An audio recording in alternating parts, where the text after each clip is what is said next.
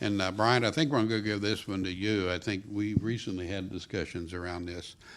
When it comes to industry experience versus transfer of information degrees, we are seeing folks with 20 plus years actual experience being challenged by degree requirements.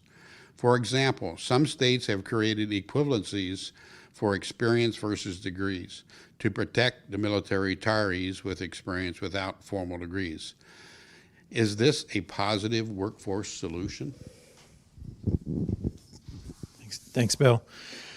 When it comes to experience versus transfer of information, I think a lot of it depends on your organization structure. The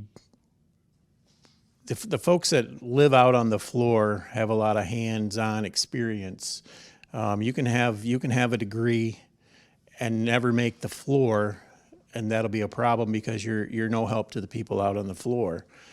So it's kind of a mix. There needs to be a mix with this. Is it positive?